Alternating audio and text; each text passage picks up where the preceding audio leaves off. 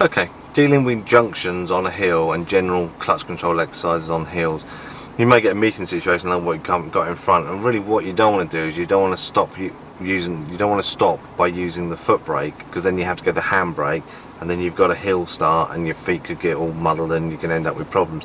So I'm going to show you here is how to control the car using the clutch on a hill for a short period of time. So at a junction on the hill where you just need to have a look, situation here you've got a car coming, just hold it on the clutch. You don't always have to go for the foot brake, you can use the gradient and your feet to stop the car on a hill. So I'm going to show you what I mean. It's obviously difficult because you can't see my feet, but I'm going to explain to you what I'm doing.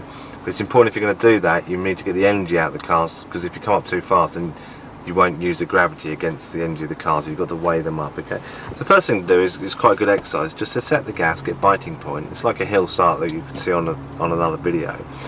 But you can just, if you look at that, that's car settled, that's just a biting point. So if I put the handbrake down here, there's a possibility it may roll because it's quite a good gradient here. If I bring the clutch up another width of a coin, just feel that, you can just see the car raise slightly there. This car will not roll backwards when I put the handbrake down, okay? I'm just going to show you a little exercise. It's good practice, it's a good thing to do with your instructor or your parents or whoever's taking you out. So I'm going to check the mirror, I'm going to look behind me, all my normal observations all the way around, which you'll see on a different video. I'm going to put the handbrake down. I'm just going to keep my feet still. I'm going to keep my feet still. See, the car just stays as it is. If I drop the clutch, just, obviously you wouldn't normally do this, but I'm checking it's clear behind me. I'm going to put the clutch down just the width of a coin. Car rolls. If I bring it up the width of a coin, it holds. If I bring up another width of a coin, it goes forward. If I put it down the width of a coin, it should hold on the hill. And then if I put it down the width of a coin again, we're going to roll. And then bring it up to catch it, and then forward to move off. So I'm just going to move off slowly now.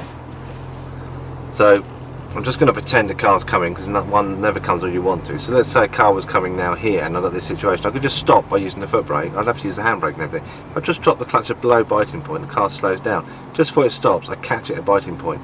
I could then hold it there for a few seconds, about 10 seconds, and there's a car coming now. So I'm just going to hold it on the clutch. That way I don't have to go to the handbrake, and I can't roll backwards because I know I'm not going to roll backwards because I'm holding it on the clutch. If I did dip it slightly like that, I would roll, I would catch it just by bringing it up again the width of a coin. So it's just getting used to that clutch. It's a very useful exercise to do before you do manoeuvres, because manoeuvres are all about clutch control.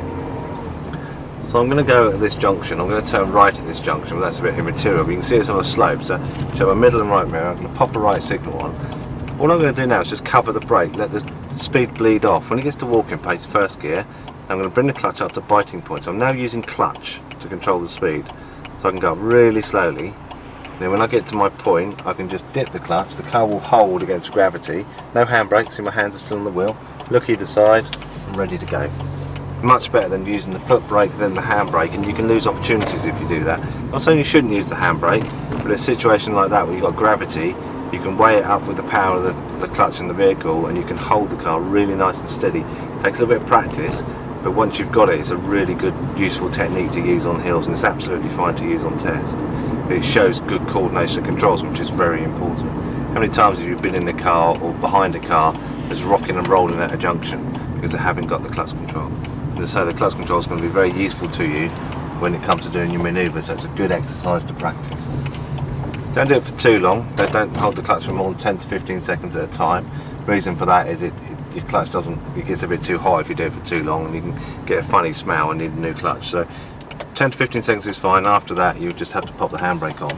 But you can keep your feet where they are and put the handbrake on, and then you know you're going to pull away without rolling backwards.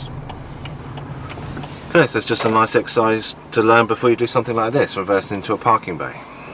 Okay, thank you.